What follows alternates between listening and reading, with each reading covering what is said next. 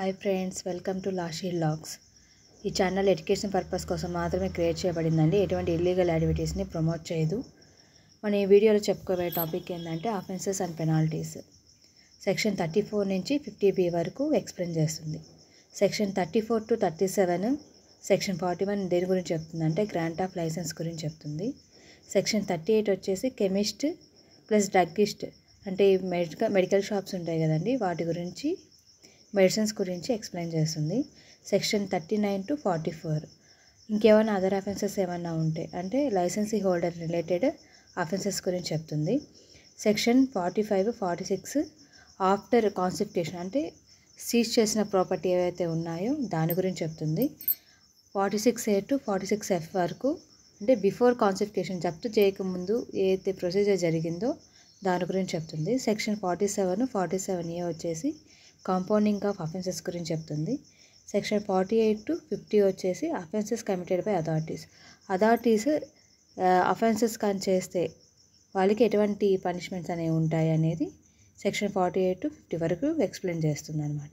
Section 34 ప్రకారం ఎవరైతే licence కానీ పర్మిట్ కానీ లేకుండా ఈ యాక్ట్ ప్రకారం ఇల్లీగల్ ఇంటాక్సికెంట్ అంటే మత్తు పదార్థాలని ఇంపోర్ట్ చేయడం కానీ ఎక్స్పోర్ట్ చేయడం కానీ మ్యానుఫ్యాక్చర్ చేయడం కానీ చేస్తే వాళ్ళ స్వాధీనంలో ఉన్న ఏ మత్తు పదార్థాలు అమ్మినా లేదా మెటీరియల్ కలెక్ట్ చేసినా ఎక్సెస్ ట్రీ నుండి టాడీని ట్యాప్ చేసిన అంటే కళ్ళు కుండకి రంధ్రం పెట్టి టాడీ తీయడం అన్నమాట. అలా చేసిన ఎక్సెస్ ట్రీ నుండి టాడీ తీయడం అంటే మాల్ కళ్ళుని దొంగలించిన, సారాయి తయారు చేయడము లేదా ఒక ప్రిమిసెస్లో ఇల్లీగల్గా లిక్కర్ ప్రిపేర్ చేయడము, టాడీ కాకుండా ఏ మెటీరియల్స్ అయినా కానీ అంటే లిక్కర్ కోసం మ్యానుఫ్యాక్చర్ మెటీరియల్ ఏదైతే ఉందో, మ్యానుఫ్యాక్చర్ చేయడానికి ఏదైతే మెటీరియల్ ఉందో వాళ్ళ దగ్గర ఉన్న ఇల్లీగల్గా ఉంచుకున్న ఏ మెటీరియల్ అయినా కావచ్చు. లిక్కర్ అమ్మడం కోసం బాటిల్స్ని ఇల్లీగల్గా యూజ్ చేసిన, మత్తు పదార్థాలు కొన్న, గవర్నమెంట్ లోగోని యూజ్ చేసి ఇంటాక్సికేటెడ్కి లిక్కర్కి ప్యాక్ చేయడము, వేర్ హౌసెస్ని ఇల్లీగల్గా ఎస్టాబ్లిష్ చేసి ఈ సారాయి మత్తు పదార్థాలు లిక్కర్ ఇవన్నీ ఉన్నాయి కదా వాటిని స్టోర్ చేయడం, ఇలాంటి నేరాలు ఏమైనా చేస్తే దాని ఫస్ట్ టైం కానీ అఫెన్స్ కానీ అయితే ఇంప్రిజన్మెంట్ వచ్చేసి అప్ టు 5 years వరకు ఉంటుంది. ఫైన్ వచ్చేసి 2 lakhs వరకు ఉంటుంది. అదే సెకండ్ టైం అఫెన్స్ చేస్తే 6 నెలల నుంచి 5 సంవత్సరాల వరకు జైలు శిక్ష అనేది ఉంటుంది. 5 లక్షల వరకు ఫైన్ అనేది ఉంటుంది. ఎక్సెస్ ట్రీకి రంధ్రం పెట్టి టాడీ తీసిన, ఎక్సెస్ ట్రీ నుంచి టాడీని దొంగతనం చేసిన, మత్తు పదార్థాలు కొన్న ఇంప్రిజన్మెంట్ వచ్చేసి అప్ టు 1 year వరకు ఉంటుంది. ఫైన్ వచ్చేసి 10,000 rupees వరకు ఉంటుంది. అదే సెకండ్ టైం చేస్తే 6 months జైలు ఉంటుంది, ఫైన్ ఉంటుంది.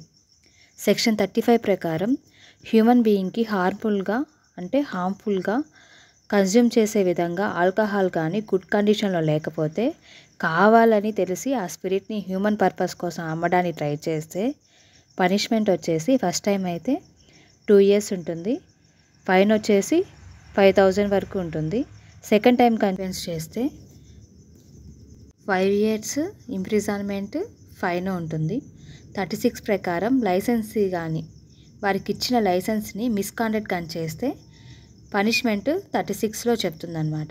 అంటే ఎవరైతే లైసెన్సీ హోల్డర్కి లైసెన్స్ కానీ పర్మిట్ కానీ ఇచ్చుంటే ప్రొఫెషనల్ ఎక్సైజ్ ఆఫీసర్ ఇచ్చిన లైసెన్స్ని తిరిగి ఇమ్మని చెప్పినప్పుడు లైసెన్స్ కానీ సబ్మిట్ చేయకపోయినా, కావాలని లైసెన్స్ కానీ పర్మిట్ కానీ విరుద్ధంగా కండిషన్స్ని బీచ్ చేసిన, గేమింగ్ హౌస్లో కానీ లిక్కర్ కానీ ఇంటాక్సికేటెడ్ కానీ సేల్ చేసిన లేదా మ్యానుఫ్యాక్చర్ చేయడానికి పర్మిట్ చేసిన, ప్రాస్టిట్యూట్స్ కానీ హ్యాబిచువల్ అఫెండర్స్ కానీ ఎక్సైజ్ ఆర్టికల్స్ని మ్యానుఫ్యాక్చర్ కానీ సేల్ కానీ చేస్తే, 21 years బిలో ఉన్న చిల్డ్రన్ కానీ ఇన్క్యూరబుల్ అంటువ్యాధులు ఉన్న పర్సన్స్ కానీ ప్రిమిసెస్లో ఎంప్లాయీగా పెట్టుకున్నా, లైసెన్స్ తిరిగి సబ్మిట్ చేయకపోయినా, కావాలని కండిషన్స్ బీచ్ చేసి గేమింగ్ హౌస్లో తాగడానికి లిక్కర్ని మ్యానుఫ్యాక్చర్ చేసి సేల్ చేస్తే ఇంప్రిజన్మెంట్ వచ్చేసి 6 months నుంచి 2 years వరకు ఉంటుంది.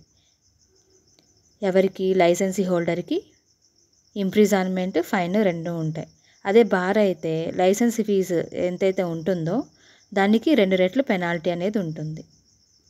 సెక్షన్ 37 ప్రకారం లైసెన్స్ ఉన్న వ్యక్తి కానీ లైసెన్సీ హోల్డర్ యొక్క ఏజెంట్ కానీ కల్తీ ఉన్న మత్తు పదార్థాలని లేదా లిక్కర్ని కానీ తయారు చేసిన, సేల్ చేసిన ఇండియన్ మేడ్ ఫారెన్ లిక్కర్ అని చెప్పి ఫారెన్ లిక్కర్ని అమ్మిన, ఇంటెన్షన్తో ఫాల్స్ ట్రేడ్ మార్క్ క్రియేట్ చేసి ఇండియన్ మేడ్ ఫారెన్ లిక్కర్ని అమ్మిన, ఒకే విధంగా ఉన్న ట్రేడ్ మార్క్ని కౌంటర్ఫిట్ చేసిన, ఎక్సైజ్ ఆర్టికల్స్ మీద కౌంటర్ఫిట్ ట్రేడ్ మార్క్ని యూజ్ చేసిన పనిష్మెంట్ వచ్చేసి ఫస్ట్ టైం అయితే up to 5 years and fine 10,000 rupees ఉంటుంది.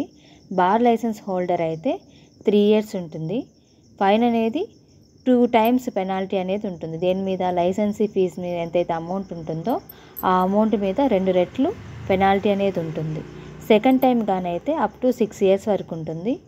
ఫైన్ వచ్చేసి 50,000 రూపీస్ వరకు ఉంటుంది. అదే బార్ లైసెన్స్ కానైతే 3 years ఇంప్రిజన్మెంట్, ఫైన్ వచ్చేసి లైసెన్సీ ఫీజు ఎంతైతే ఉంటుందో దానికి 2 రెట్లు పెనాల్టీ అనేది ఉంటుంది. సెక్షన్ 37A ప్రకారం కల్తీ వలన ఏ పర్సన్ అయినా కానీ, డిజేబిలిటీ వలన కానీ, గ్రీవియస్ హర్ట్ వల్ల కానీ చనిపోతే ఇంప్రిజన్మెంట్ వచ్చేసి లైఫ్ ఉంటుంది.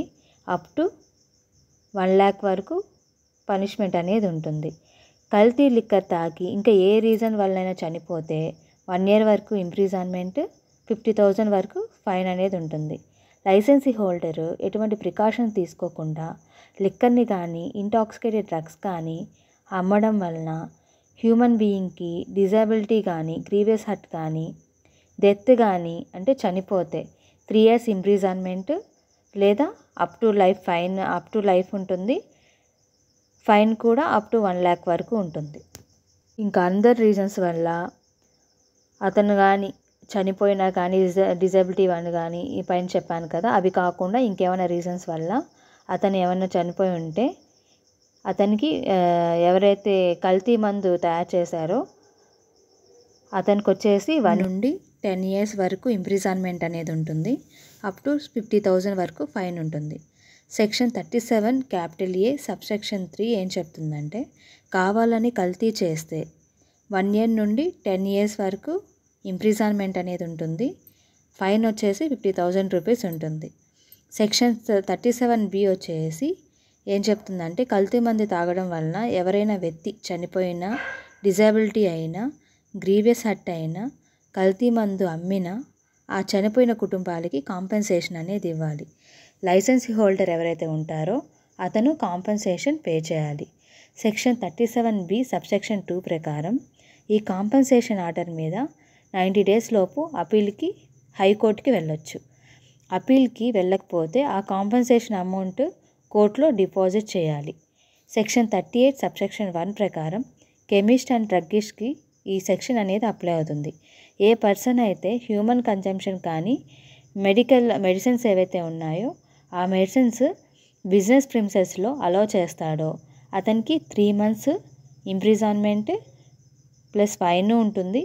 1,000 రూపీస్ వరకు ఫైన్ ఉంటుంది. సెక్షన్ 38 సబ్సెక్షన్ 2 ప్రకారం ఏ వ్యక్తి అయినా ఇంటాక్సికేట్ అంటే మత్తు పదార్థాలు ఆ ప్రిమిసెస్లో కన్జ్యూమ్ చేస్తాడో అతనికి 200 రూపీస్ ఫైన్ అనేది ఇంపోజ్ చేస్తారు. సెక్షన్ 39 ప్రకారం ఇంటాక్సికేట్ని కానీ, సేల్ కానీ, మ్యానుఫ్యాక్చర్ కానీ ఏ వ్యక్తి దగ్గర అయితే పొజిషన్ అంటే ఆ మెటీరియల్స్ కానీ, ఇల్లీగల్ మెటీరియల్స్ ఏమైనా అతని పొజిషన్లో ఏమన్నా ఉన్నా అతను తెలిసి కానీ చేస్తే, ఇంకా ఏ వ్యక్తికైనా కానీ సేల్ కానీ మ్యానుఫ్యాక్చర్ చేసినా వారికి ఈ సెక్షన్ కింద లయబిలిటీ అనేది ఉంటుంది. సెక్షన్ 40 ప్రకారం ఇల్లీగల్గా ఎక్సెస్ ట్రీని డిస్ట్రాయ్ చేసిన, నరికిన ఫస్ట్ అఫెన్స్ గానైతే 3 months ఇంప్రిజన్మెంట్, ఫైన్ వచ్చేసి 1,000 రూపీస్ ఉంటుంది. సెకండ్ అఫెన్స్ కానైతే 6 months ఇంప్రిజన్మెంట్, ఫైన్ వచ్చేసి 2,000 రూపీస్ ఉంటుంది. సెక్షన్ 40A ప్రకారం వెరిఫికేషన్ కానీ చేసినప్పుడు ఎవరు prohibition and excise officer verification చేసినప్పుడు అఫిడవిట్లో ఫాల్స్ డిక్లరేషన్ కానీ ఇచ్చినట్లయితే, ఫస్ట్ టైం కానీ అఫెన్స్ కానీ చేస్తే అప్ టు 3 years వరకు ఇంప్రిజన్మెంట్ ఉంటుంది. ఫైన్ వచ్చేసి 10,000 రూపీస్ ఉంటుంది. అదే సెకండ్ టైం కానీ చేస్తే 6 months ఇంప్రిజన్మెంట్ అనేది ఉంటుంది. సెక్షన్ 42 ప్రకారం సెక్షన్ 34, 37, 37Aలో చెప్పిన అఫెన్సెస్ ఏవైతే ఉన్నాయో ఆ అఫెన్సెస్ అక్యూజ్ చేసినట్లుగా ప్రెజెంట్ చేసుకొని అవి కానీ ప్రూవ్ గానైతే అక్యూజ్డ్కి పనిష్మెంట్ అనేది ఇస్తారు సెక్షన్ 42 ప్రకారం. సెక్షన్ 43 ప్రకారం లైసెన్సీ హోల్డరు ఎంప్లాయ్మెంట్లో చిల్డ్రన్ అంటే ఎవరికైతే 21 years ఉన్న పిల్లల్ని ఎంప్లాయ్మెంట్లో పెట్టుకుంటాడో, ఇన్క్యూరబుల్ డిసీజెస్ ఉన్న పర్సన్స్ని కానీ, అంటువ్యాధులు ఉన్న పర్సన్స్ని కానీ అపాయింట్ చేసుకుంటే ఎంప్లాయ్మెంట్లో ఆ లైసెన్సీ హోల్డర్కి ఈ సెక్షన్ ప్రకారం పనిషబుల్ అవుతాడనమాట. సెక్షన్ 43A ప్రకారం ఎవరైతే లైసెన్సీ హోల్డర్ ఈ యాక్ట్ ప్రకారం తన కంట్రోల్లో ఉన్న హౌస్ని కానీ, రూమ్ని కానీ, ఎన్క్లోజర్ కానీ, ఎనిమల్ కానీ తెలిసి ట్రాన్స్ఫర్ చేసిన ఇంకొక పర్సన్కి ఈ సెక్షన్ ప్రకారం పనిష్మెంట్ అనేది ఉంటుంది. సెక్షన్ 44 ప్రకారం రిపీటెడ్గా చేస్తే 2 రెట్లు పనిష్మెంట్ అనేది ఉంటుంది. సెక్షన్ 45 ప్రకారం ఇంటాక్సికెంట్ కానీ, వాటికి సంబంధించిన మెటీరియల్ని కానీ, అపారటస్ కానీ, ఇల్లీగల్గా ప్యాకేజ్ కానీ, గవర్నమెంట్ లోగోని కానీ, ట్రేడ్ మార్క్ని యూజ్ చేస్తే వాటిని సీజ్ చేయడం, జప్తు చేయడం అనేది చేస్తారనమాట సెక్షన్ 45 ప్రకారం.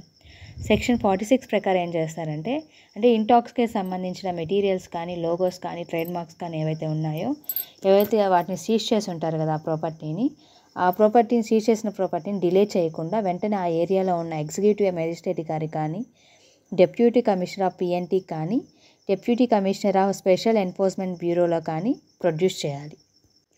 డిస్ట్రిక్ట్ మేజిస్ట్రేట్ కానీ, డెప్యూటీ కమిషనర్ ఆఫ్ పిఎన్టీ అంటే ప్రొహిబిషన్ ఎక్సైజ్ ఆఫీసర్ గారి కానీ, స్పెషల్ ఎన్ఫోర్స్మెంట్ బ్యూరోలో కానీ, సిపిసిలో ఏవైతే పవర్స్ ఉంటాయో సేమ్ పవర్స్ ఇక్కడ కూడా ఉంటాయన్నమాట. అఫిడవిట్స్ రూపంలో ఎవిడెన్స్ అనేది తీసుకోవాలి. పర్సన్స్ని ఎగ్జామిన్ చేసి, ఓత్ ద్వారా ఎగ్జామిన్ చేసి ఏ డాక్యుమెంట్స్ అనేది ప్రొడ్యూస్ చేయమని చెప్పాలన్నమాట. సెక్షన్ 46 ప్రకారం ఏ ప్రాపర్టీ అయితే సీజ్ చేశారో ఆ ప్రాపర్టీ ఎవరిదో తెలియకపోతే ఆ సీజ్ చేసిన ప్రాపర్టీని నోటీస్ చేసి న్యూస్ పేపర్లో పబ్లిష్ చేయాలన్నమాట. సెక్షన్ 46B ప్రకారం పర్సన్ తెలియకపోయినా, దొరకకపోయినా అతని కోసం ఒక 1 month వెయిట్ చేస్తారు. అప్పటికి రాకపోతే ఆ ప్రాపర్టీని ఆంక్షన్ వేయడం కానీ లేదా డిస్ట్రాయ్ చేయడం కానీ చేస్తారనమాట. సెక్షన్ 46C ప్రకారం డెప్యూటీ కమిషనర్ ఇచ్చిన ఆర్డర్స్ మీద 60 days లోపల కమిషనర్ ఆఫ్ పిఎన్టీకి అప్పీల్కి వెళ్ళొచ్చు. ఇక్కడ కమిషనర్ ఆఫ్ పిఎన్టీ అంటే మనకి రిటైర్ ఐఏఎస్ ఆఫీసర్స్, కలెక్టర్స్ వీళ్ళు ఉంటారు కదా, వీళ్ళని అపాయింట్ చేస్తారు కమిషనర్ ఆఫ్ పిఎన్టీగా. సెక్షన్ 46D ప్రకారం కాన్ఫిస్కేషన్ ఆర్డర్స్ క్రిమినల్ ప్రొసీడింగ్స్ పనిష్మెంట్ని ప్రివెంట్ చేయదు. మనకి కాన్ఫిస్కేషన్ ఆర్డర్స్ ఇచ్చుంటారు కదా, ఏవైతే మనకి ఇల్లీగల్ మెటీరియల్స్ ఏవైతే దొరుకుంటాయో వాటిని జప్తు చేస్తారు కదా, వాటి మీద క్రిమినల్ ప్రొసీడింగ్స్ పనిష్మెంట్స్ అనేవి ఎటువంటి ప్రివెన్షన్ అనేది చేయదన్నమాట.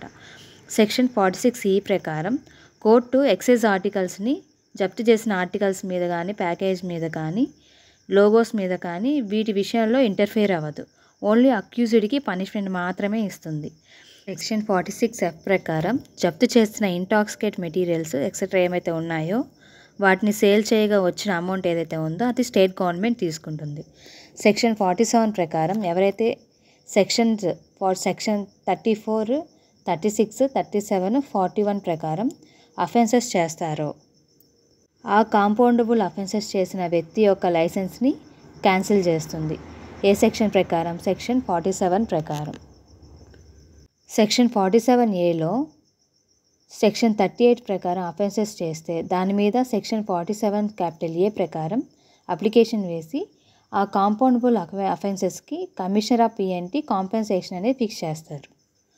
ఆ కాంపెన్సేషన్ అనేది ఎలా ఉండాలంటే 5%కి తక్కువ ఉండకూడదు, 10% కన్నా ఎక్కువ ఉండకూడదు. ఒకవేళ డ్యూటీ ఆర్ ట్యాక్స్ కానీ లేకపోతే 15,000 కంటే ఎక్కువ 1 lakh లోపల ఉండాలన్నమాట. సెక్షన్ 60A ఏం చెప్తుందంటే నేచర్ ఆఫ్ అఫెన్సెస్ గురించి చెప్తుంది. నేచర్ ఆఫ్ అఫెన్సెస్ ఎలా ఉంటాయంటే నాన్ బెయిలబుల్ ఉంటుంది. ఏ కేసెస్లో? సెక్షన్ 34, 37, 37A చెప్పిన ఆ సెక్షన్లో చెప్పిన పెనాల్టీస్ యొక్క అఫెన్సెస్ గురించి. ప్రొసీజర్ సెక్షన్ 51 నుంచి 62 వరకు చెప్తుంది. హెంప్ ప్లాంట్ని కానీ, ఎక్సెస్ ట్రీని కానీ ట్యాప్ చేసిన, ఇంటాక్సికేట్ తయారు చేసిన, హెంప్ ప్లాంట్స్ ఉంటాయి కదా వాటిని కల్టివేట్ చేసిన సెక్షన్ 51 ప్రకారం ల్యాండ్ ఓనర్స్ కానీ, బిల్డింగ్లో ఉన్న వ్యక్తులు కానీ, ఏజెంట్ కానీ, విలేజ్ ఆఫీసర్స్ కానీ, విలేజ్ పోలీస్ ఆఫీసర్స్ కానీ, సర్పంచులు కానీ, వాలంటీర్స్ గవర్నమెంట్కి ఇన్ఫర్మేషన్ ఇవ్వాలి.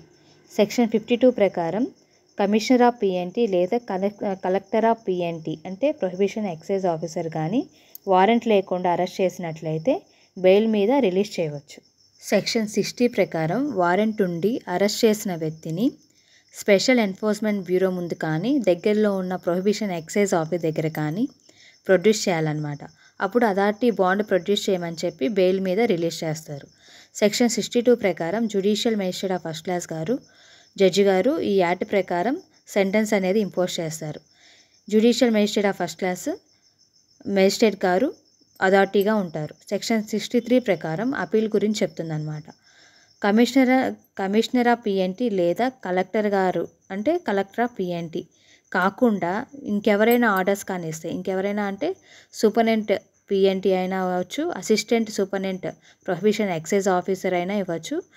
వీళ్ళు ఆర్డర్స్ ఇచ్చిన ప్రకారం వీళ్ళు కానీ ఆర్డర్స్ కానీ పాస్ చేస్తే ఆర్డర్ మీద అపీల్కి వచ్చేసి డిప్యూటీ కమిషనర్ గారి దగ్గరికి వెళ్ళాలి. ఎన్ని రోజుల లోపల వెళ్ళాలంటే 45 days లోపల అపీల్కి వెళ్ళొచ్చు. Deputy commissioner prohibition excise officer ఇచ్చిన ఆర్డర్స్కి ఎగైనెస్ట్గా 60 days లోపల కమిషనర్ ఆఫ్ పిఎన్టీ అంటే ప్రొహిబిషన్ ఎక్సైజ్ ఆఫీస్ దగ్గరికి అపీల్కి వెళ్ళొచ్చు అనమాట. సెక్షన్ 64 ప్రకారం రివిజన్ అనేది ఉంది. గవర్నమెంట్ సుమోటోగా కానీ లేకపోతే ఎవరైనా అప్లికేషన్ ద్వారా కానీ వేస్తే రికార్డ్స్ని తెప్పించేసి ఆ రికార్డ్స్ని కాల్ఫర్ చేసి ఏమన్నా మోడిఫికేషన్స్ ఉంటే మోడిఫికేషన్ చేసి డెసిషన్ ఏమైనా ఆల్టర్ చేయాలంటే డెసిషన్ ఆల్టర్ చేసి ఆర్డర్స్ అనేది పాస్ చేస్తారు. ఈ వీడియో కానీ మీకు నచ్చినట్టయితే please share, like, comment and subscribe my channel. Thank you.